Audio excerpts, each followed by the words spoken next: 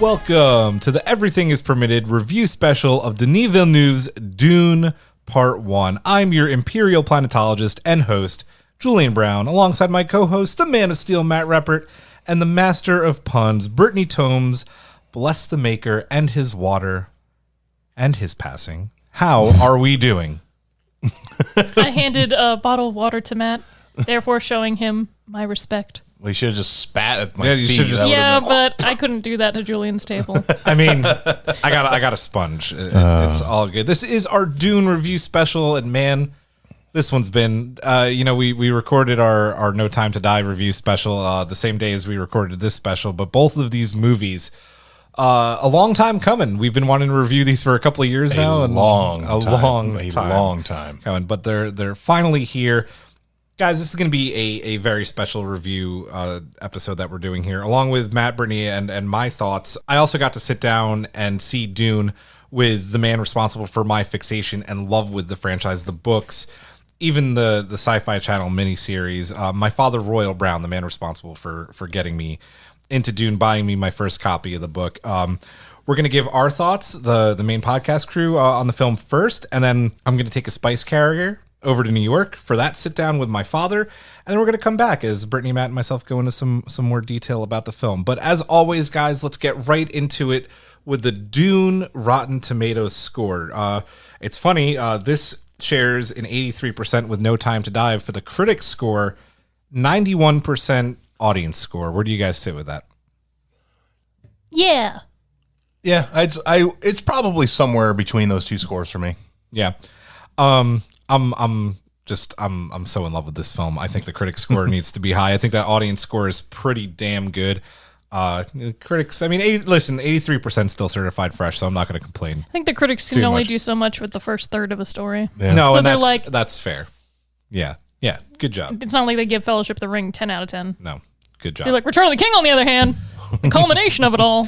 One best picture. Oscars galore. Yeah. Oh, man. Guys, let's get right into it. Brittany, I'm going to have you go first on this one because you share my love for this franchise. What did you think of Dune Part 1? I was about to say something to fuck with you, but I can't even do that. I was going to be like, not as good as the 80s film. And Julian would have cried. No. I would not shed my tears. I would not. That would be He's like, disrespectful. what a waste. There would be anger. Waste of water. No, Dune was exactly what I thought it was going to be, especially since we knew it was going to be part one of the series. So I was like, oh, so it's just going to be the betrayal of the House of Atreides. So, get it? Atreides? Oh! Atreides, guys! Oh my God. Yes, but it was, like, even from the trailers, we could tell you that it just looked like the book came to life. Like, it was gorgeous, sounds amazing, cinematography is awesome, and I really love it. I think it's a solid adaptation. I know we'll get into it later discussing more specifics, but it made me happy. I was very pleased. Because, like, I'll say I haven't been worried at all about this movie. Like, as soon as they showed it, just from what it looked like and the fact that we knew Villeneuve was making it and he does sci-fi so well, that I was like, okay, if there's ever going to be a better Dune, this is going to be it. Like, Finally, people at least know what it is. We love Duncan Idaho as much as his name is very much not a sci-fi name. Who cares? Who cares? I went to see it with my family first and then you guys, and most of my family, I'm pretty sure I'm the only one in my family that actually read the book or had really, I think my brother had seen the 80s movie with me, but he always gets bored halfway through. Yeah, they all really liked it and they didn't have any like questions really other than like just some like lore stuff that's not touched upon. Right. Or like, oh, is this going to happen next, etc. But my mom was like, cool, when's the next one? Like they were all... That's awesome. 2023 is the next one, Matt. Yep. So I'm coming into this as a total Dune outsider, and I really enjoyed the movie. I'm not gonna a couple little bit of pacing issues, but that's nothing that I'm really gonna ding the movie for or anything like that. Pacing in the desert's hard. You have to do a special walk. You know, it can't be too rhythmic, or the sandworms would eat the film before it's done. Jesus Christ. Thank you, Brittany. But I will, once again, and I think when we... Is that the Bene Gesserit? Shaming Lady Jessica? It could be, yeah. How dare you have a child a generation too early? Actually, quick aside, that woman is Hannah from Ted Lasso, right? No. Uh-huh. That's amazing. It's Julian's like, I'm gonna Hannah shit Waddingham, myself I right think is now. the actress's name. Or She's amazing. She's it's her. By the way, I did this in our previous episode, but that's something I will quickly rave on. I binged Ted Lasso, and what an amazing show. Heather and I watched it all, and we both love it. But back to Arrakis. Yes, back to the spice. Yeah, as an outsider, I really enjoyed the movie. I will say, though, that I don't know how hard it will connect with younger audiences because it is a slower science fiction burn than a lot of people that are, Gen Z or whatever you want to call them are used to. You don't have laser swords and like these huge epic battles with explosions and pew, pew, pew, like everything like that. It kind of harkens to an older type of science fiction, kind of not quite, not as slow as 2001, obviously, but the kind of loving attention to detail and craftsmanship that science fiction sometimes needs because, to bring this world to life. Brittany has her hand up. I do want to say, don't worry about Gen Z, because kids pick up on a bunch of stuff, but even that aside, as I left the theater with my family, a bunch of tween girls in front of us literally were like, "Oh my god, I love Paul. He's like a spicy Kylo Ren." Oh boy. And I shit you not, they literally said spicy Kylo Ren is what they're gonna call him from now on. So I'm like, they're hooked. I will take They're that. hooked. They're hooked for Timothy and That. Zendaya. They knew when they cast those guys that they're like, this is what will appear to the younger audience. This is how we get the youngins into the theater. I'm around their age, and even I'm like, they're too young for me. I'm out of the loop. I feel old. I'm like, yeah, Zendaya, go off. But I'll also say is I think that Gen Z will be okay with it. At least some members. I've heard of some walking out being like, this is not what I wanted, and where's this is not the Timothy Chalamet that I know. Whatever. I think they're going to be fine. But I will also say, as maybe conceited and elitist this may sound, this movie wasn't made for them. That's always how Dune people sound. Yeah, no, you're not wrong. So I'm just going to preface that already. They will always we're gonna probably sound say a lot of elitist. this movie wasn't made for them. To be frank, this movie was made, I think, for the hardcore science fiction fan, for the fighters, for Matt, and then it was mainly made for people like Brittany and I, who have been waiting for a faithful adaptation of this book from two miniseries that kind of got the job done but still were a little weird, to a really shitty fucking David Lynch version in the 80s, which, oh my god. That I still love. We'll be talking about that all with right. my father in depth because he loves that movie. Listen, it's terrible, but there's just something about the quirky set design. but it's terrible. This movie was made for a very specific audience, and the fact that it's made as much as it has, I think, really says something, because those numbers are not just faithful fan numbers. Those are worldwide. A lot of other people who've never heard of Dune. I also think that's why they were movie. like, oh, we don't know if we're going to make a part 2. It was just to get people to go out and see it. Right. Because they're like, well, we better go see it, so there'll be a part 2. And be like, no.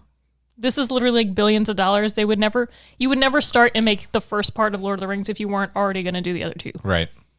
Yeah.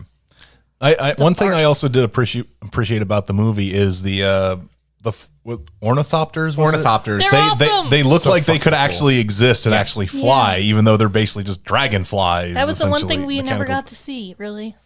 A good ornithopter. No, they tried, but they were bad. They were bad. These were so fucking cool, and I love how they sounded. They made the controls make sense. They're the controls are awesome. The controls were stay fucking still. awesome, and I love the fact that they didn't try to do anything special to make them sound anything different than a helicopter, because this is how they would sound. When Leto first did the dive, I was like, yes. It was so badass, Matt. Those were very well designed. And as an outsider, probably my favorite character was Oscar Isaac's Duke. I mean, he was he had the gravitas. You got the impression he is a good man. He legitimately cares about people. Because for example, when the spice harvester, he's just like, yeah, damn the spice, I don't give a shit. Get the workers off and get them loaded up, and all that. Yes. And also, I was just gonna say, nobody in Dune's a good person. I They have good disagree. intentions. I think that They're Leto. not, I think good. that Leto is a good person, and that's why he's the Ned Stark of this story, right? He's the Ned Stark for sure. Well, consider, and I know it's in the trailer. gets When he betrayed. tells Paul, it's just he's like, what if I don't want to be? He's like, you'll be the only thing you ever needed to be is my son, which is something that you wouldn't expect somebody in this universe to say to somebody, because you think you'd be like, No, I agree. You're the last. Trust me, I love Leto. Yeah, you're the last of House Atreides, Paul. You have no fucking choice about whether or not you want to lead this or not. So It's one of those things where you like the characters for who they are, but there's no characters that should be idolized in this universe. Like that's what I'm saying. Where it's Yeah. like you can argue semantics of good, but like he's a well-meaning, positive father role model in sci-fi who has good intentions. Yeah. But is he also, unfortunately, a family of oppressors as well as Right. everybody else in the universe? Yes. Okay. You can't tell me you didn't feel anything. It's just like there is no call, we do not answer. No, it's my favorite line. It's so good. Like, Can we talk about real quick, going a little off subject, when Paul is talking to him on Caladan and he's like, what, like, I don't know if like this is for me. He's like, oh no, it wasn't for me either. I wanted to be a pilot, and that meme going around of him is Poe Dameron. Exactly. It's like, I wanted to be a pilot. Oh, I love that. Now, my favorite Duke Leto moment is when he knows that their time is up and they're going to be killed and betrayed. And he's laying in bed with Jessica and he doesn't take, the pill to go to sleep. And he looks at her while she's rubbing his head and he just says, I should have married you. Because guess what? He never gets to say that to her in the book. It's always something that's in his dying thoughts. And we've never seen it on screen. And finally, Jessica got to hear it. Jessica got to hear it, Matt. And that's the one wait for thing Brittany to just grab you by both shoulders, start shaking me like, Jessica got to You hear love it, it Matt. too. You don't understand.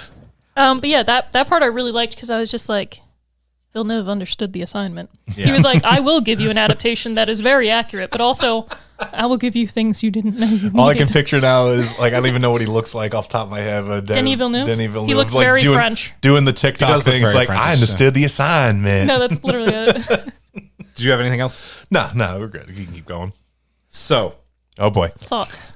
here comes the wind up. Thoughts and prayers. So, one thing I think you guys know by some of my Facebook posts from a couple of months ago, I started rereading the book for like the 100th time in anticipation. My whole plan was to read it a chapter a day until the movie came out. That failed, obviously, because life happens.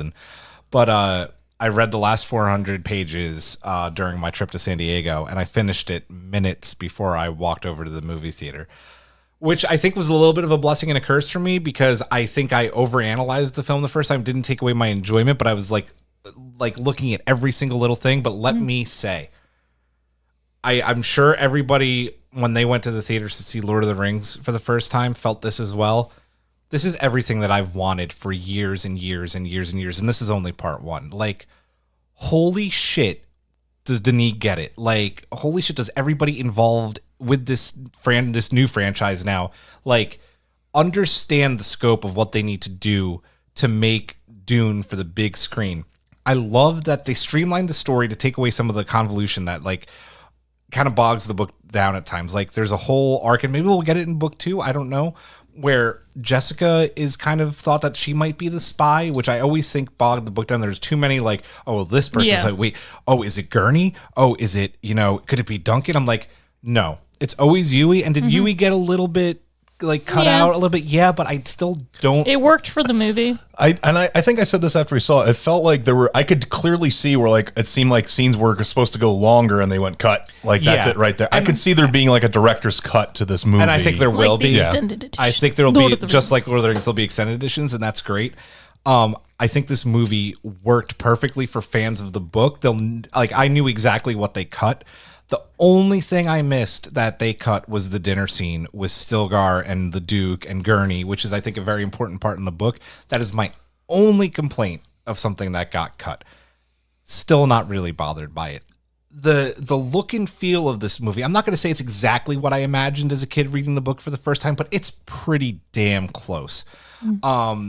Listen, we've seen Blade Runner 2042. Denis knows how to do scope. 49. 2049. Did I say 2042? Battlefield. It's okay. That's right. It's okay. There's too many games where, like, 2099, 2040, what? That movie is beautiful and has a large scope, and that movie is almost like the predecessor to this, right? Like, that was Denis' warm up, and he That was his proof that's like, I'm gonna do this, everyone's gonna love it, and then I'm gonna do Dune, and nobody will question me. We're obviously gonna get into more detail later. More detail? I will say more detail. I really liked most of the actors. I'm gonna tell you my favorite part of this film, which I think came as a shock to me.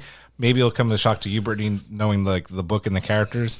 Sharon Duncan Brewster as Liet Kynes. No, that's easily the best change Holy that could ever happen. crap. I was like, way to make a character better. Better, Interesting, diverse. more respected, just interesting. I never found Liet interesting in the books, and the sex and race change, the gender swap in this was just the perfect, like easiest thing that they could have done, and they did it so well. And the actress was so good too, where you're just like, I believe everything you're saying. Yes. All the time. I loved the change. I loved all the special effects. Matt, have you worn a still suit before? You wore it tight around the ankles like it should be. It just made sense. And she's like, he will know our ways. I loved how they showed Caladan. You know, that was beautiful. The fact that like Arrakis was just so drab, the color was just so, you know, muted, is exactly what it should be. I think I'll say it over and over. This is everything that I always wanted. And I think I'll just steal what you said. The coolest technical part of this movie, the ornithopters. They've never been portrayed correctly, and they were in this movie. The way that the wings start up and look like dragonfly wings is just like so fucking cool. I love the sound effects. My only complaint about this movie, and we'll get into more of the casting later, but I think it needs to be said, Josh Brolin as Gurney Halleck just didn't. I think he just wasn't given a lot either. He wasn't given a lot, but I also just. But he also just felt like Josh Brolin. That's the problem. Yeah. Yeah. Like Jason Momoa, surprisingly, the person you expected to feel like just Jason Momoa felt more like his character. I'm going to talk a lot more about Duncan later. I was like, wow, Duncan. Him. Okay. Gurney probably had the funniest line though. I was like, "Smile, Gurney. I am smiling." Yeah, but like, how many times were you like ruined by that in the trailer? Yeah, you know. Well, that's the thing. Denis was like, this movie will have exactly 3 jokes in it. They will all be in the trailer. And they'll be good. Like, they were mostly good jokes. The spice carrier scene, holy crap. My boy. Anyway. Spice carrier. Yeah, we'll talk more about favorite scenes and favorite moments later. We are going to take a quick break. I should say we're going to take a quick ornithopter ride. I'm going to head over to New York. I'm going to go see this movie with my father, and we're going to sit down and we're going to talk about this. I think that's going to get deep. There's going to be some David Lynch love and David Lynch hate coming up. We'll be back with that right after this. Stick around.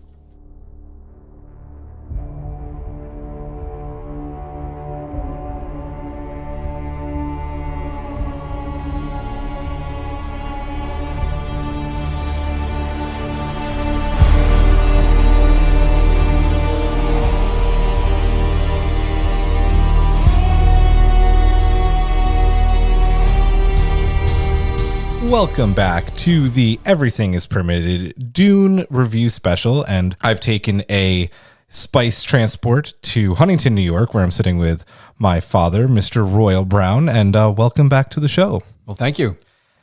The last time we had you on, you broke down the Dune trailer with us, and we thought we were going to be getting it a couple of months later, and then the pandemic happened. Yeah. Here we are.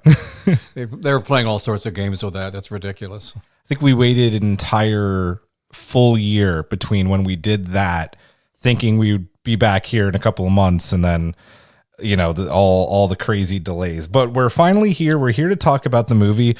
We've already talked about it a little bit with myself, Brittany, and Matt, and this is going to be a bit of a different interview because we have a bit of a different opinion on the film. Yeah, we do. Definitely. We do, and that's okay. That's one of the best things about this show is diverse opinions. And I'll let you go first, kind of your initial thoughts on Denis Villeneuve's take on Dune. Well, the thing that bothers me most is that just does not get.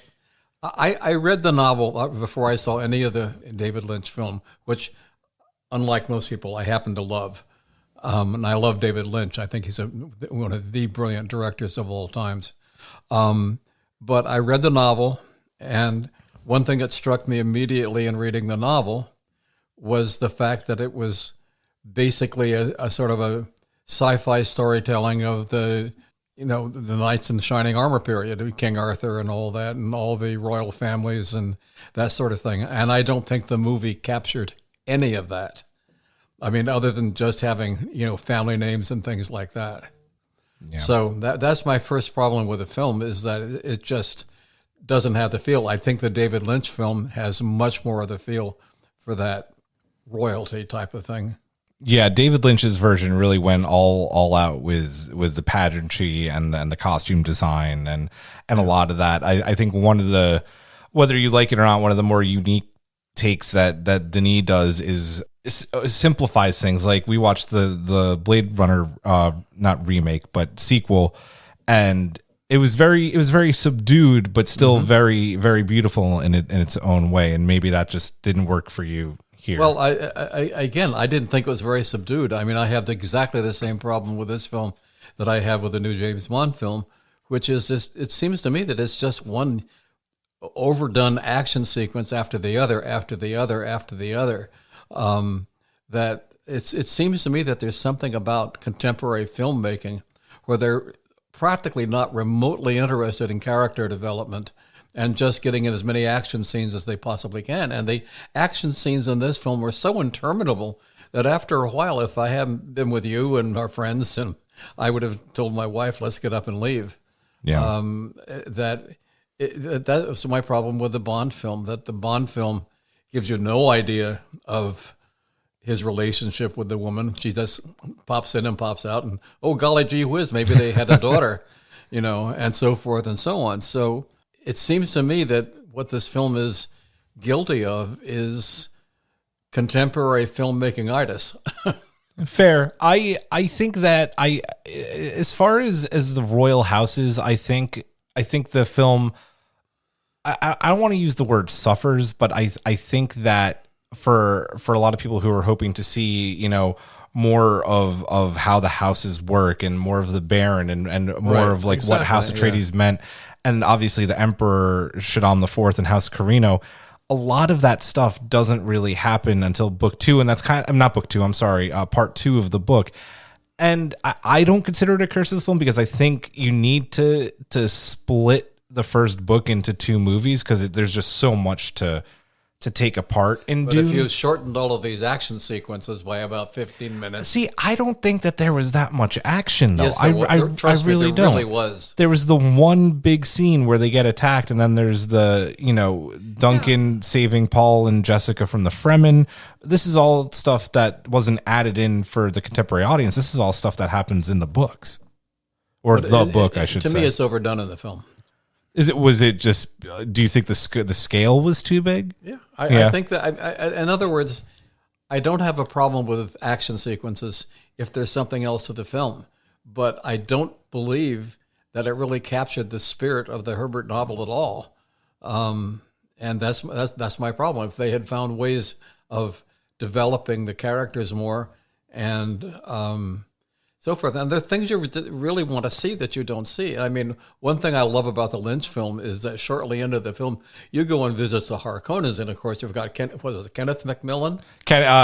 Yes, Kenneth McMillan. Yeah, as this hugely fat floating guy. Yes, yeah. But the absolute brilliant piece of casting that Lynch did for his Dune was having Sting play. Not Raban, because that's Dave Bautista in this. Fade Rotha. Yeah. Yeah. And I mean, that is one of the most evil characters you'll ever find in any movie.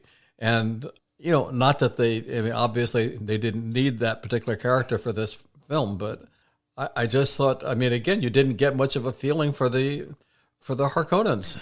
You see this really chubby actor and then all of a sudden he's floating, but it's not done a tenth as well as Kenneth McMillan in the David Lynch film. Fair.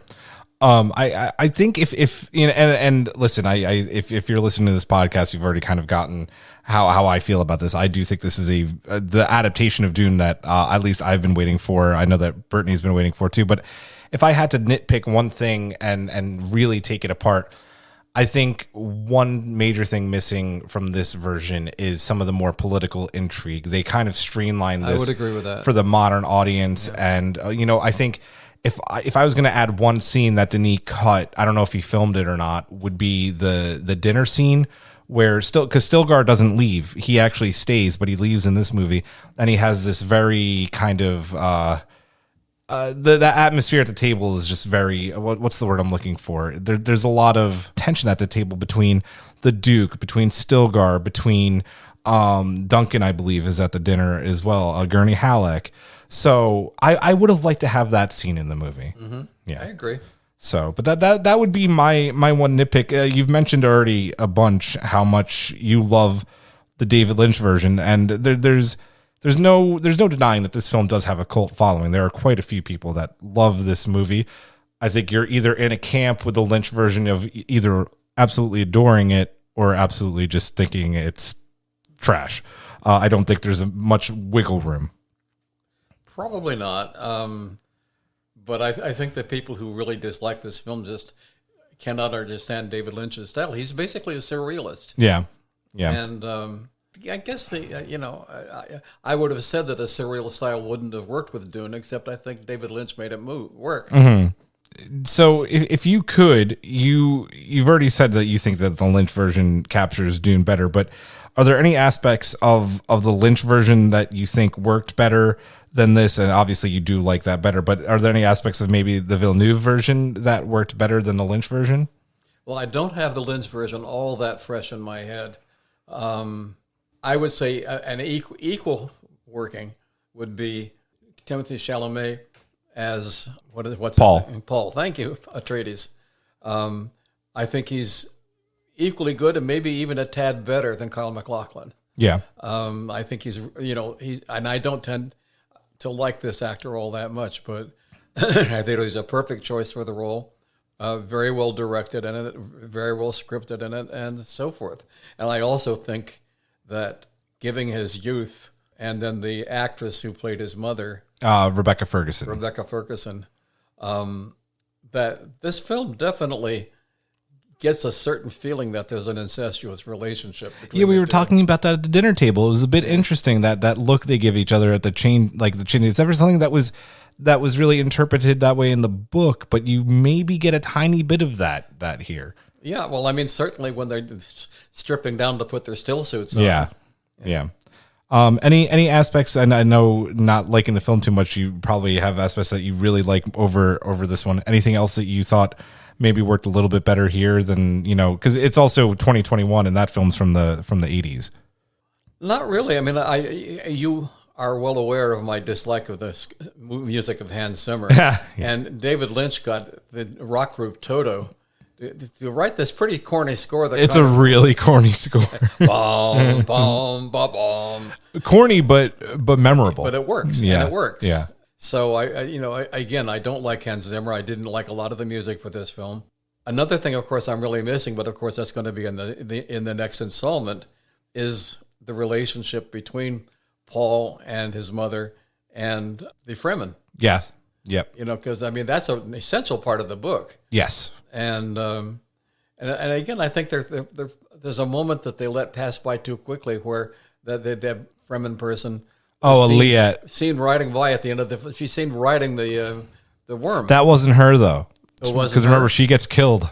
Oh, I thought she didn't get killed. No, she got killed. She got killed and then eaten. But yeah, she was actually one of my favorite parts of the movie. Because the character in the book, Liette Kynes, is originally a man, and they gender and race swapped the character for the movie, and I thought she did a terrific job. I thought she was excellent, definitely, no question about it. Yeah.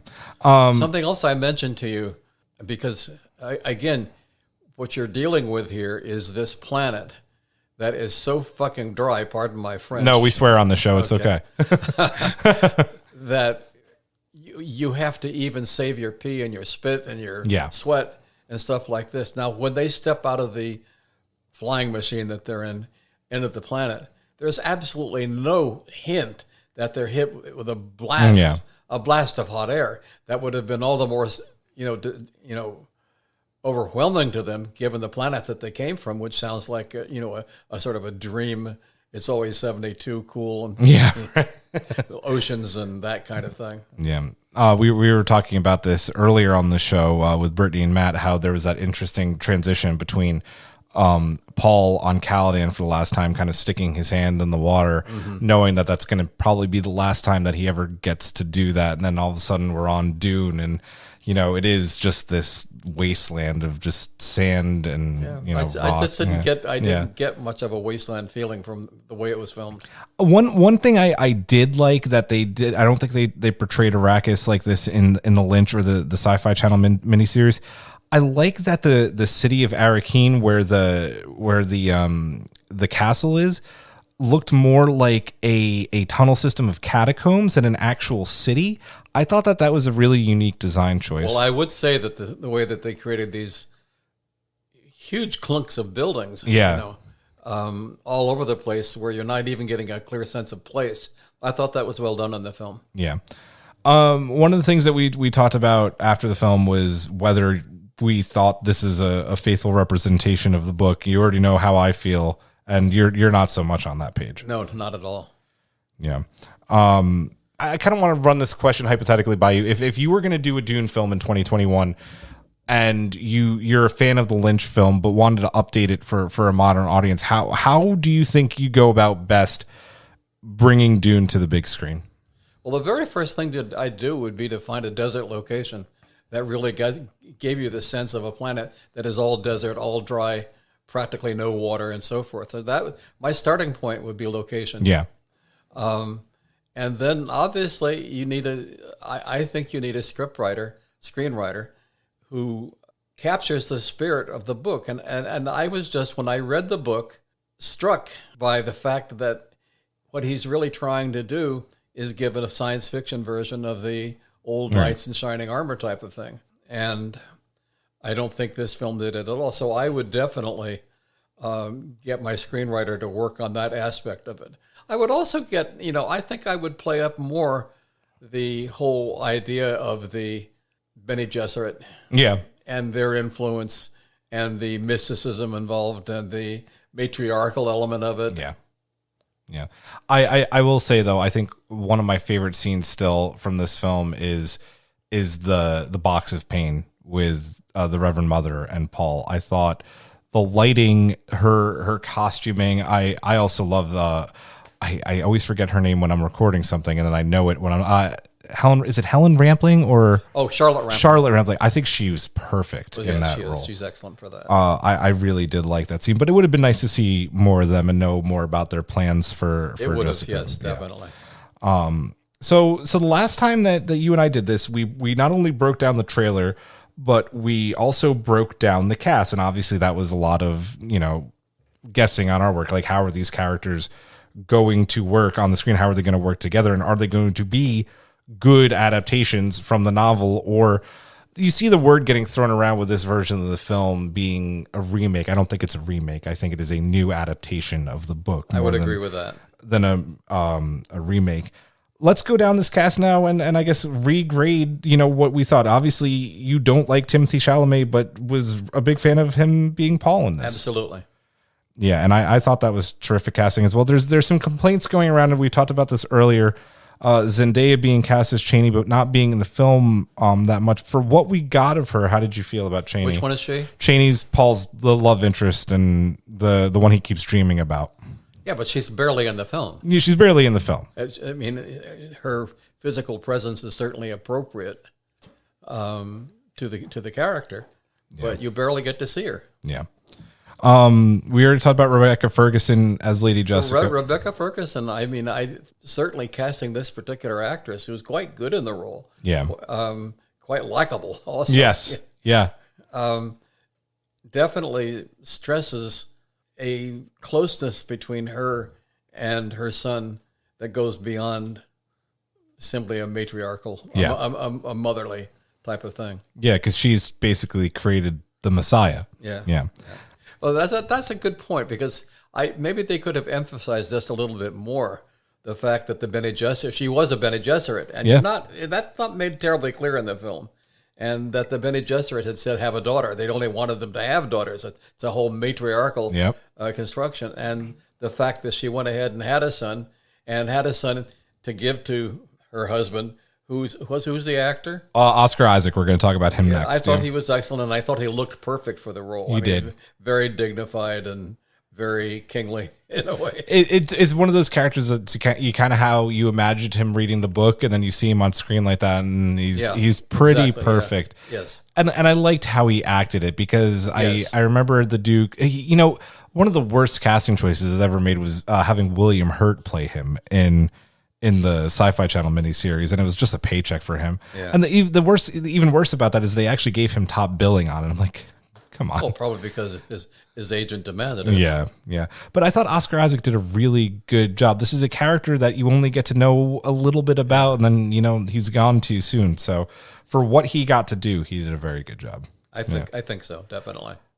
Jason Momoa as Duncan Idaho, who is actually more of a star of the Dune series than Paul, as we find out in the later books. Yeah, I mean, it's a character, and I think he plays the character well. I don't think there's anything spectacular one way or the other. Fair. You've already kind of made some complaints about him already, but Stellan Skarsgård as the Baron. Yeah, now there again, there's a non-character. I mean, he's not given any substance in the film whatsoever. The only thing he sort of brings to the role is his fatness. Which I think was a suit. I'm having fun at his expense. Yeah. Sorry. Oh! You know, I think I have buttons for when someone does that, like this. There you go. Javier Bardem as Stilgar. He was good. Again, I'd like to have seen more of him. Yeah. Again, that dinner scene I think would have been just a little bit extra of him. That was. Yeah. No, he was good for the role. Yeah. One of the people All the more so since, again, I think one of the things that is communicated by the book and the film is trying to communicate is the fact that the Atreides and the Fremen are really cut out of the same cloth. Yeah. And so Javier Bardem and Oscar Isaacson kind of have a similar presence on the screen. Yeah. And I think that's deliberate, and I think it works. Yeah. I'm not going to talk about Dave Bautista as Raban or Josh Brolin as Gurney because they had very minimal roles in this, where they have bigger roles in the books. But I didn't really like Brolin as Halleck. That's I think my biggest complaint about the film, who's a much bigger character in the books. Yeah. Dave Bautista is exactly what you need in Raban. He's a beast. He kills people. That's his job. Two more people I want to talk about. We've already briefly mentioned Charlotte Rampling as Gaius Helen Mahayim. That scene is one of the, I think, it kind of steals the movie for me. Except I wish they'd had more of her. More of her, yeah. And then finally, we talked about her a little bit more. Sharon Duncan Brewster as Liette. Oh, no, she's wonderful. Yes. That's a really interesting piece of casting, and I think it worked very well. Yeah, no, I do too. It's one of those moments where, like, the character dies in the book and she's going to die in the movie, but now it's like, wish we got a little bit more of her. Maybe we'll get some flashbacks. Let me close this out by asking you, you're not a fan of part one, but are you still going to, when part two comes out in October 2023, you're going to give part two a chance? Of course. You have to, right? Oh, yeah. Absolutely. Yeah. Well, let's not talk about part two. Let's rate part one out of 5 ornithopters, the cool dragonfly looking helicopter things that were in the movies. 3.5. 3.5. Okay. Well, I'll give you guys my rating at the end. Spoiler alert, I gave it a 5. Gee, what a surprise. What a surprise. I loved it. But Dad, I'm gonna say this a little bit of sentimentality here. As always, I want to thank you for getting me into this franchise in the first place. I say this every time you're on. You bought me my first copy of Dune. I still have it. It's taped together, but I still have it. There you go. Yeah, but I'm glad that even though it's a year later, we got to do this. Even though we disagree on it, it's better that way, right? Yeah. Yeah. But I've enjoyed hearing you panting about it. and I have. Yeah. Well, you have a lot.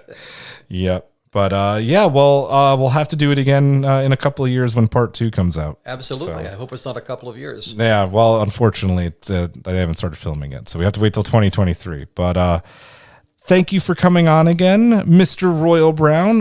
When we come back, Brittany, myself, and Matt, we're going to go into more detail about the film, talk about some things that we really liked, more questions about, the score and the whole scope of Dune and its mythology, and a whole lot more. So we'll have that right after this break. Stick around.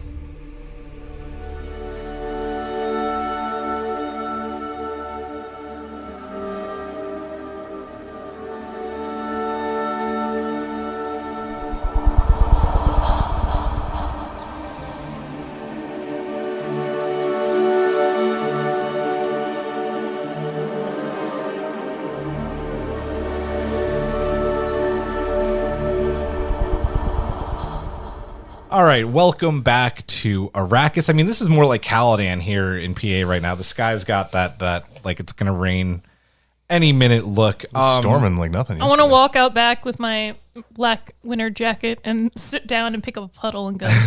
This is going to be the last time I see water in a really long time. Sad Timothée Chalamet. Yeah. Brittany, when I was in New York, I asked my dad the same question. I want to ask you your thoughts on if you thought that this was a faithful adaptation of the book, even though this is only part 1. I'm going to say, listen, I read this book once 10 years ago, and then again 7 years ago in French. Okay. And from what I remember, All right, then. yeah, it was pretty spot on. Like, as I was watching it, I was just like, yeah, this all checks out. Like, there were only a few, like, minor things that you mentioned. Like I brought up earlier when Duke Leto, like, actually admits that he Right. should have married Jessica. Like small things like that where I was like, I know that didn't happen, but that was nice, or vice versa. But I mean, it all made sense. It's anything they cut out was just to prevent the film being too bogged down with lore. They did enough of like adding the lore in smart ways that didn't like bore the shit out of the audience. And it's like, hey, if you want more Dune lore or you want this extra stuff, you can read the book or watch any of the million 3-hour-long videos on YouTube. That's it. You want to know what happened in the 10,000 years leading up to this? Go on YouTube. Go on YouTube. The books written by Frank Herbert's son Brian, and then Kevin J. Anderson. I think a lot of them are really good. There's some. I heard his son's books are. I like them. I like some of them. I should say. There's some people I just refuse don't like to the read. Worm Emperor. Well, those are still I know, Frank, they're- and those Okay, are then. fucking. But yeah, people they get weird. It was the 60s into the 70s. There was a Things lot get of weird. drugs. Okay, just a lot of drugs. But yeah, yeah. the good thing is, in a way, Duncan Idaho is the biggest character in Idaho? the Dune franchise. Because if they make all the books eventually, then a lot of it will be more Duncan. Yeah, because it's really Duncan's Yeah, it's Duncan's story, and then Yeah. Paul literally has like 3 books, Yeah. and that's it. Yeah. Matt, I want to ask you, because you have not read the book. Did you like how they streamlined the story for a more general audience? Like, Yeah, did it I mean, make sense to you? Yeah, you have to. There's always going to be things you cut from when you turn a book into a movie, and also a book can do the inner monologue and stuff like that you, the reader, are going to get. And in a movie, you have to do more visual storytelling and such. So they did an excellent job, I felt. Yeah, and having read the book, like I said it earlier in the show, I think that the way they streamlined it, I think, is going to make audiences understand just enough to, when we get to part 2 and see more of the action, what they're fighting for, it'll make sense. There's obviously a lot more depth and things that might make the story more convoluted in the book, and this, I think, is the perfect way to do it. And I think, Britt, you've already said that you kind of liked how they streamlined it as well. Yeah, absolutely. Yeah. I already mentioned earlier that I was maybe a little upset that they cut the dinner scene, which I think is a great moment. Is there anything that? But in exchange, we got Leto laying ass naked during the betrayal part. Right. Like, you know what I mean? Like, he was like, how can I make this look even more like a Renaissance painting? I know what the audience wants. Oscar Isaac is hot. We know it. He's going to lay there. He's going to be completely vulnerable. I saw a lot of tweets were like, but we got naked Oscar. Exactly. Isaac. So that's the thing. Like, it's one of those things where I don't think there's anything that's missing that I'm like super bummed about, because some of the other just interesting directorial choices or like artistry put into it makes up for whatever. Yeah. Let's talk about the scope of this film, right? Because we talked about it a bit earlier. Blade Runner 2049, kind of gave us a look at like what Denis Villeneuve could do with, not that he's the cinematographer, but it's his, the sand was crazy. His vision for the film, the cinematography, the vast scale of this film. Like, how did that feel for you guys? The movie, all right, so Dune Part 1 is going to be nominated for several Academy Awards. Yeah, I was saying it's that going to earlier, get cinematography. It's going to get nominated for cinematography, probably score as well, best adaptation, sound. Yeah, it's definitely going to earn several nominations, and they're all well deserved, because pretty much anything it's going to get nominated for, it deserves to be in that category. Does it get nominated for Best Picture? I would say it might get a nomination, just because I don't think that there was this. It was a terribly strong year for a lot of movies, unfortunately. So I could see it getting a nomination. I don't think it will win. So Yeah, they got too much of their like, when you see some of the trailers and you're just like, okay, well, this is Oscar bait. Like, there's too many of those movies this year that I think it won't take Best Picture. But also, I don't expect it to, because it's the first one. Yeah. But yeah, I agree that it'll be up for definitely like cinematography, sound editing, probably VFX, costuming, etc. For the still suits, which were awesome. Mm-hmm. Yeah. Very believable. It's just so interesting how he just put his vision onto film, because even though we don't get to see him, like, just the massive size of the Space and Guild ships, and I'm a little bit sad we didn't get to see some space folding, but we'll see that in book 2 probably. Yeah. Most of it I'm like, book 2. It'll get weird. Just the size of just even the ship coming down on Caladan with the Emperor's envoy to tell them that the Duke is getting Arrakis is just, it's amazing. Yep. And like the little things in that, when the ramp comes down, but it's got like this very royal, like, pattern on it. It's just like every little thing like that was just so well done. I love that the look of Arakeen, the main city, where the cat it's not really a castle. Yeah, it's like a labyrinth almost. It's a labyrinth that's almost like catacombs, which had never been portrayed that way before, and that was But it makes sense because if sand blows over it, then it's like you still I was go through blown away by the sand, Yes. dude. I was so blown away by that. I thought it was so neat. Well, don't be shy, Halud, about your opinions, boy. Lay them out there. What did you guys think about the carryalls? I thought they were awesome. Wasn't that awesome? Because like, listen, you can't really make the thing that harvests spice look cool, but the thing that takes them away, like when it just shoots out the lines and the They balloons, make you care. When that doesn't attach, you're like, oh, fuck. Yeah. We're in it now. The worm's coming. I liked even the boring things. Like the way they make all the vehicles and ships, everything feels super believable to that world. Like it doesn't have to be super flashy because this is harvesting equipment, like you said. And the things that can be flashy are like flashy but functional.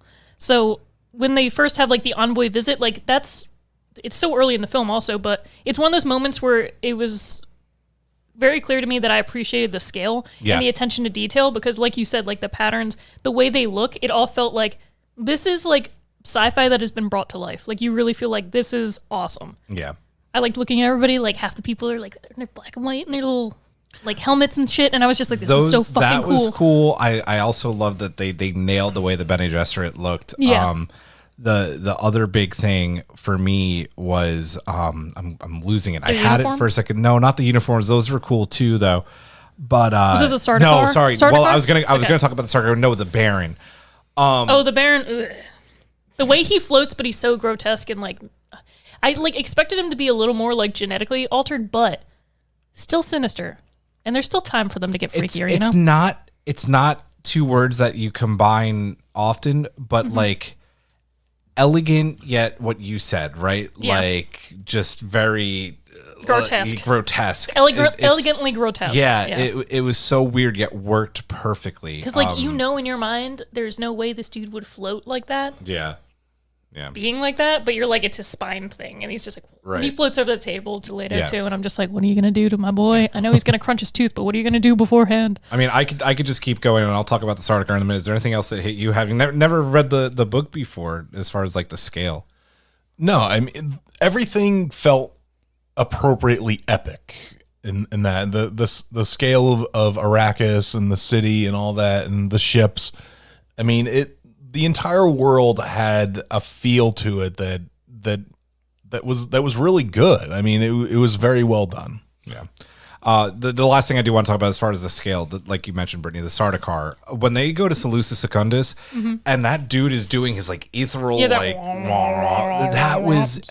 that's not how they're portrayed in the books. It was fun for my head, though. I love the addition, and I love how they make him a little bit more like religious fanaticism instead of just being like. And they're bleeding the people out and like using the blood to like work on them. I was just like, okay, Space Urukai, let's go. Insane how they portrayed them. I love. But it makes sense because like they're not just loyal to like, I'll do what the Emperor says. They're I am just like, blown away just by the sheer scope of everything Denis did, and Denis did right. I could just go on and on. Let's get into one of the complaints about this film, and I want to get your guys' take on it. There's been complaints about Zendaya not being in the film a lot, despite being in all the marketing. I think she had something like 7 minutes of screen time as Chani. I thought it was like 20. I don't know. I feel like Either 7 way. is like the dream parts, Right. but like she's in the I mean, last do you 20 guys minutes of agree the with the movie. complaints? I mean, Nah. they did it for the sex appeal. That's exactly why they went hard into the Zendaya advertising, is to get the young, like, oh, hey, Zendaya, she's hot. I'll go see this movie. Yeah. Like, that's probably why they did that. I think they had to show her in promo material because anybody that is familiar with Dune knows about her character. And even if we knew the first, like when they said this was just going to be part 1, I figured about when it would cut off. Right. And I was like, maybe they run into the Fremen. Maybe they're on their way to get to the Fremen. Like, and when she was in the promo material, like it did seem like it was his visions. Like it never seemed like it was actually her and him together. So I was like, okay, he's going to be in the trailer. He even says like, I keep having these dreams about this girl on Arrakis. So I was like, okay, so Chani's going to be there, but it's just going to be in his dreams. It's I funny- wasn't surprised. It's funny you said that though, because when I realized that this was part one, right? Like I knew exactly where it was going to cut off. There's no way they could do the whole rest of the No. second part, which is going to be way fucking cooler because he gets cool desert powers and Yeah. deals with sandworms, and he's going to do the whole fire weapons, but use your voice. It's going to be cool. Voice! That's what I wanted to bring up. That's another thing I loved about the movie that I didn't expect. The voice was done very the well. voice, this powerful voice that he can channel. You'd think they would just go with like he's gonna have like some deeper like commanding man voice, but like the fact that it comes out is like basically like 3 angry grandmas. Like it's amazing because I'm like it makes sense because it feels like he's really channeling like the Bene Gesserit through him and their powers. And like also, what's scarier, being yelled at once by a man or being yelled at by 3 angry grandmas? You know what I mean? Like if one of them's gonna get out the chunk, like you're like I'm done. I'm sorry. Yeah. Sorry for what I did. Agreed. I didn't have a problem with the Zendaya marketing. Like you said, I think 1, it's for sex appeal. 2, she's a very important part of the story, so you have to show her, even though she's not in this as much. I loved when she does show up, and she's like not at all what Paul was expecting. She's like, "Oh yeah, Jamis is gonna kill you. You can use my knife because it's a great knife to die with." She's also like, "Yeah, everybody else here thinks you're the Messiah, but I'm gonna read you for filth right now." And you're just like, "Go off, Johnny." She was so good. She was so good. We're gonna talk about the way more she about slides off that rock. I was just like, yeah. Let's talk about the music a little bit, right? Because Hans Zimmer has religiously worked with Christopher Nolan on all of his films, but actually turned down the opportunity to write the score for Tenet in favor of doing the score for Dune. He's made it no secret at all, right, that he loves the novel and the source material. And I think like this was very much a passion project for him, and that shows. Is this his most ambitious score for a film yet? it's hard because I feel like he has so many. There's so many films that I will say he takes a step away from sounding like his other stuff. Yes, a lot. So he takes more chances, I think, especially with like the chanting and like the sounds of Arrakis. So like there's some stuff that you hear and you're like, okay, that's definitely Zimmer, him because he always sounds like this. But then there's other stuff where you're like, ooh, it's different. I kind of like it. But yeah, when they leave, like I said many times, when they leave Caladan and then like the chanting, I was just like those 2 specific parts of the score. I'm just like, this is chef's kiss. I'm here for it. yeah. Oh my god. I'd have to like go through some of his other scores, honestly, to kind of really say, do I consider it his most ambitious? Because he did Gladiator and stuff, right? Like, yeah, but I think that like that's a like listen, that's one of my favorite Zimmer scores, but it's very much a Zimmer. Yeah, score. what I'm saying is like I feel like he did Gladiator, and then like since then a lot of his things have mimicked that specific sound, right? And then he'll have occasionally like 1 or 2 different, like very different films that he'll do that sound. I would say Interstellar is up there as being kind of ambitious. I love that one. Well, even this, like it has a slight mimicking of Gladiator because it has like the female like kind of haunting score, like the main score of the Alicia Gerard did for Gladiator. Yeah, because and don't get me wrong, it is like the thing pops as hell. Like it's still in my head to this day. Like when he has his hand in the box and she's like holding the thing. Yes. In his neck. Dude, you just gave I me love that scene. goosebumps. And then like we knew when from the trailer. Yeah, and when the music starts playing, it's like all right, like this is like the power of him and Arrakis and all that stuff like that. I'm glad that Villeneuve let Timothy just like snot and just like tears and everything, because I'm like, this is shit. That scene. I feel like if he is put up for any sort of like nomination, it would be just specifically for that scene, because like and the most tent of the movie, scene. that and the tent, because I love that part because he's just freaking out. He's like, somebody help me! The wage of war, the holy war in my name. But the hand in the box, like as soon as we saw that one preview they did that one time for that scene, and it like that's when I already was like, this already feels like Dune. It looks like Dune. It's like shot for shot everything you think it would be. But just seeing like the way he tilts his head at first, and he's like, "Oh, this hurts a little bit," and then he does like a little like, and then like, it just gets worse and worse. And I love when she's like, "Quiet, boy." Yeah, and just like crying so much. I was just like, you dare use the this voice is believable. on me. Yeah. You believe when he makes it through that you're just like, that was a fucking trial. So listen, I love Hans Zimmer. Like that's very well known at this point. Like he's my favorite film composer. That doesn't mean that he doesn't like go back on a lot of his work and like resample and use things in his films.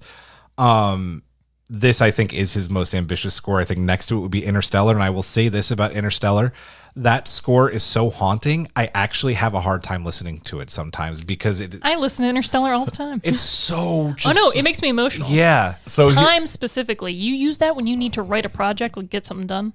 So here's a question for you. Assuming that he was younger and willing to do it, how do you think that, say, like somebody like John Williams would have done the score? Don't think it would have worked for Dune.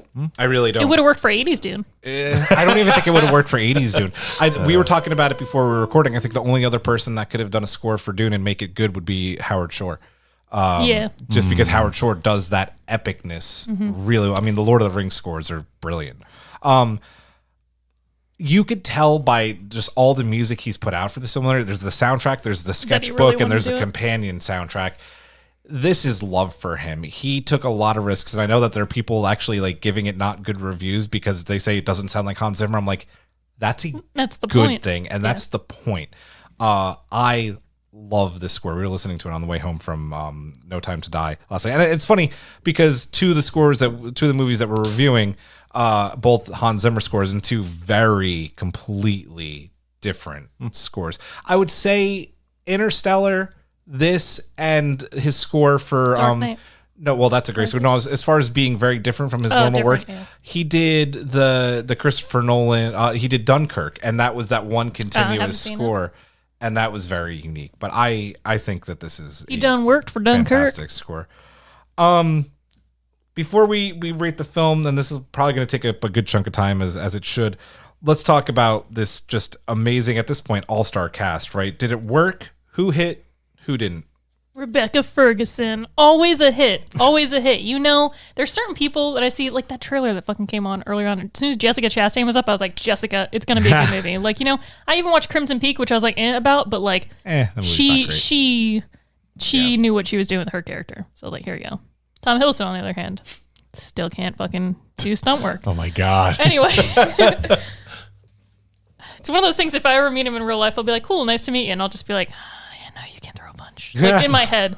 I really love Jason Momoa as Duncan Idaho. Just because like that was just refreshing. And he was like still Jason Momoa, but not like his Momoa-isms, if that makes any sense. No, it makes perfect sense. It's like when Bruce Willis does something, but he doesn't do the Bruce Willis. Like in 12 Monkeys specifically, when he doesn't do his steely eye shit, and you're just like, oh, this is different. It's different. And of course, I really love Oscar Isaac as Leto. Yep. So Timothée Chalamet, I liked him a lot as Paul. I like specifically that they make Paul so young. Yes. You're like, thank you. Because in the book, this kid's like 15 or 16 people are trying to kill him. Like, so this is legit. And I like what he's done so far. I still think we'll see way more of him in the next half because that's really going to be it's going to be more focused on him because the first half really isn't. It's kind of more focused on his family. And he's just dealing with the fact that he's like, oh man, I'm going to end up being this messiah and I kind of don't want to, but I'm going to.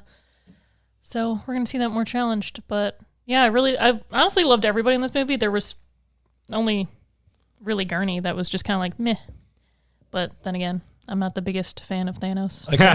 I kind of wish that I could have seen more of the Harkonnens because I wanted to see more of. Is it Stellan Skarsgård? I think was the Baron. Oh, he did a great job. He did a good job, but like I kind of wanted to see a little bit more of the character and all that, and as well as Dave Bautista, you know, his nephew and all that. And we'll see more of him in part two. That's the biggest thing. It's like part two, exactly. Part two. So sometimes I'm like, hang in there, kids. Yeah. It'll be okay. Oh, my favorite actor was the Sandworm. Anybody else for you? No, I mean I agree. Like pretty much the entire cast hit. Yeah, I could understand, you know, Josh Brolin. You kind of like being like, but I didn't dislike him in the role. So yeah. I'm gonna just kind of go down this list, and you guys can I'll just be like, yes, as no, well. Yeah. Oscar Isaac as Leto. You've already said it, Matt. I mean, thumbs high up. He was born perfect for the role. There's a few people that I'm going to say were born to play these roles. Him being one of them. Very just down to earth, very mellow, kind of like perfectly played. And the moments that he needs to be like the strong Duke character, he plays them very well during like the spice carrier scene, and when he's with Liet and is like, "Look, we've been sabotaged. Like we're meant to fail. Like, you can't say anything." And she's like, "You're right. Cannot confirm nor deny, but you have been betrayed." Yeah. A great moment. Jason Momoa, Duncan Idaho. Thumbs up. Yeah. Just never have you cared about a man named after two different products in a grocery store. And just because I've read all the books, he's such an important character, and they could have like you can't cast this character as someone who's not well known because he's such an important part of this franchise, even though people I don't think who've not read the book know that yet. But that's really important, and he played this role perfectly. Like, I love when Stilgar comes in and he spits, and Duncan's like, yep. He's nope. like, hold on. Culturally, I get it. Yep. Yeah, Great moment. I loved his vibes with the Fremen, and oh man, Yep. he goes to die. Stellan Skarsgård, the Baron. Mm-hmm. Yeah, I wanted, like, I'm with you, Matt. Like, I wanted more of him, but I think that's he great wanted casting. more of him too. He wanted to wear less clothing, so that's when you know you're just like, wow, you are really into this fucking character and how grotesque he is. Yeah. You already said it. Rebecca Ferguson as Lady Jessica, McQueen. born to play this role. We all love her from Doctor Sleep. Like, Rose the just Hat. her and Doctor Yeah. Sleep will sell me forever on anything she does. I don't care if she shows up in a sitcom. I'm gonna be like, fucking kill me. Timothy Chalamet as Paul really works because, like you said, he plays him so young, and that's the way Paul needs He's to whiny, be and I'm like, played. thank you. He needs to be whipped into shape. And he just shows like when Duncan comes out of the ornithopter, he's like so excited, and he shows that. And I thought that was really important. Like when he tells his mother that he's a freak and like, get away from me. It's just like such raw kid emotion. Or how about use the voice? Oh, I just woke up. Mom. And I'm just like, wow, what a fucking teenager. Yeah. Give me the water. Well, and then when he's in front of Guy Salma-Hayek, and he's like, "How dare you use the voice on me?" He's like, he's just like a rebellious teenager, and she's like, "Know your place, boy. Know your place." She's like, I've literally mapped out your entire future. Yeah. Fuck you. Yeah. I'm not going to talk on Zendaya as Chaney yet. She was good for what she was in. Yeah. She's going to be great in part 2. What about Javier I think Bardem? she's pretty solid. So we're going to talk about Javier Bardem. Javier. Talk about people who are born to play roles. Fucking Stilgar. Like, he was born to play this role. And again, someone I wanted more of, but he's just not in this part of the book. Yeah. Oh, the calm, chill, like, you got to fight Jamis.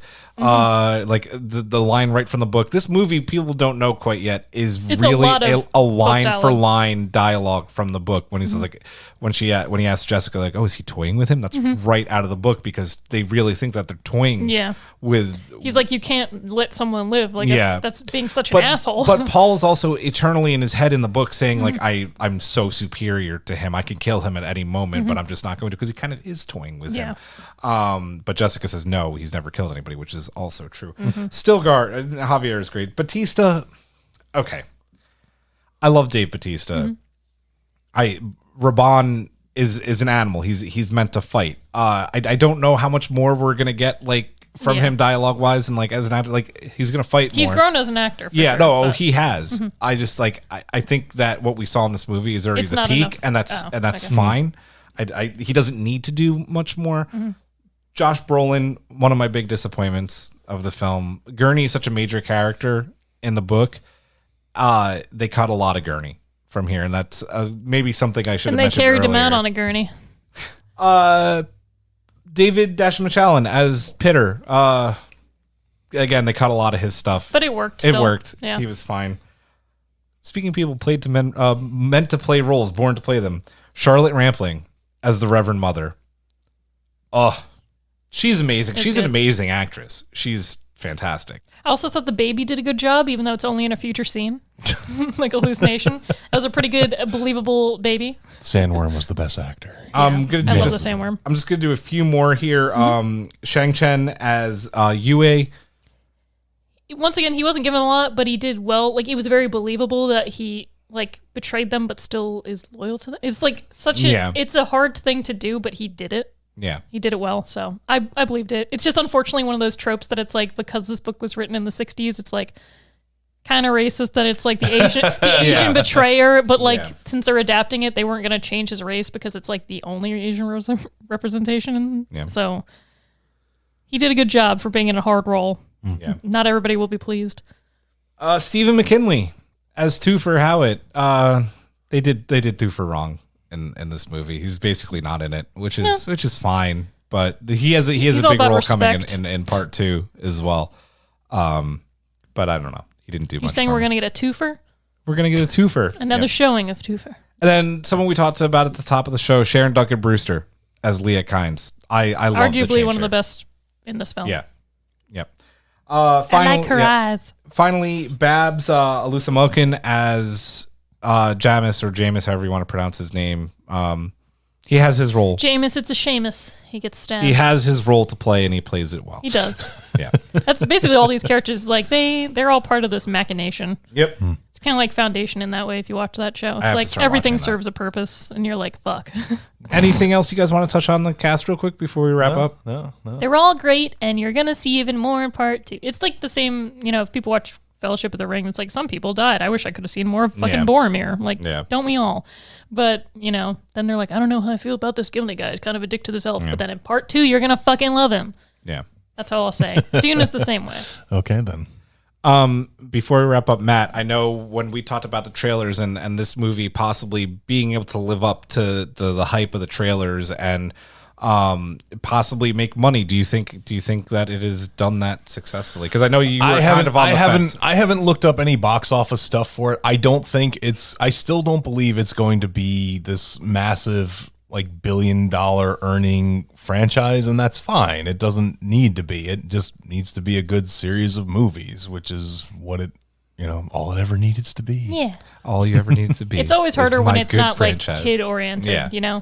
Like at least Harry Potter and like Lord of the Rings in some aspects. It's like kids can pretty much watch these, but then Dune, it's just kind of like, should they though? Yeah. Yeah, that's like this did is some kids read the book? Sure, but like, are they going to enjoy it as much? Maybe not. yeah. Once this isn't going to be the movie that you're going to take your young kids to because to see the space battle explosions and stuff, Which like they're that. barely. Yeah, there aren't. any, It's right? all sand. Yeah. Sand Sand. fighting. I don't like sand. Anakin Of would course, hate it it. gets everywhere. We all do it at the same time. But I did love the part whenever they come out from the sand, That like was whether so it's in a cool, vision right? or actually happening. I'm Desert just like, power. this is fucking cool. Yeah.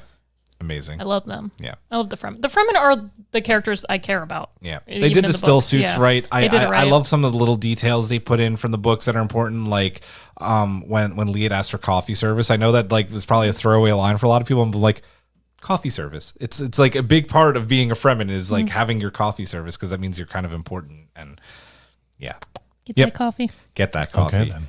Let's rate Dune Part 1 out of 5 Chris Knives. 4.5 out of 5. Same way I feel about No Time to Die. It's great, but I want more. You can go next. I went first last time. 5 out of 5.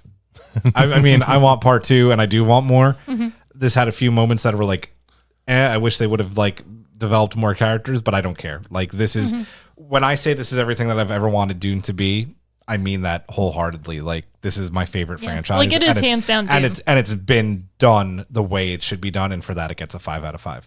Good call. I'm kind of drifting between 4.5 and 5. So It's whatever you want, Matt. No I judgment. know. I understand. Either way, those are good There'll be a little scores. bit judgment, If- and I might if call you you would've out, and we said a might have to 2, fight to the death. Then I said if you would say like 2, then maybe No, Julian I'm would not. be like, that's I'm not it. doing that. Chris Knife, please. Oh, Jesus God. Made from a toofy of the maker. So I actually will give it a 5. I Yes. was very Well, now I feel engrossed. bad because I have like lower. I Whatever. was very engrossed in it, and I do want to see more of the story. So Nice. all that. I mean, if literally the worst thing anybody can say about it is I didn't like Josh Brolin's character. Right? If Yeah, that's that literally is if that's the only thing literally to say. the worst thing you can say about this movie, and Josh Brolin's character has a total of what, Like 5 or 10 6 long. minutes Yeah, total yeah, of screen time. Yeah. I'm changing mine to 5 out of 5. That's fair. Because I really don't have any qualms. I was just like, yeah, like it's just that the story's not finished. So I'm like, Yeah. But I shouldn't judge it based on that. It's like, okay, no, 5 out of 5. It did literally exactly what the first part of the book does. So Yep. All right, Awesome. done. cool. Well, guys, And And it's not the end. As Cheney It's says, the this is beginning. just the beginning, and we are getting Dune part. I just got goosebumps. talk about a segue.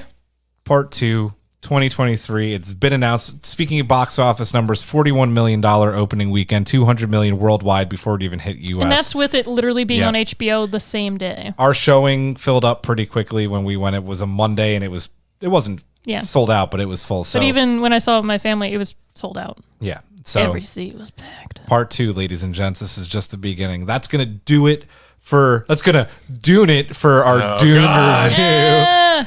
They can't sand us anymore. No, for Brittany, for Matt, I'm Julian. Have a good night.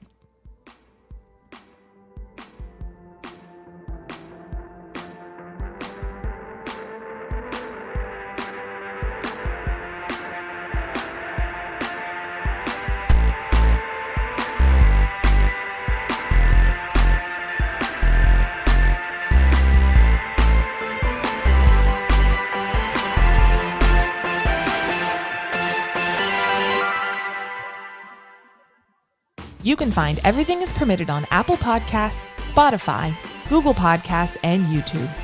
Everything is Permitted is produced by Rob Bigliaccio, Nikki Veazey, and Geneva Stein-Shivers.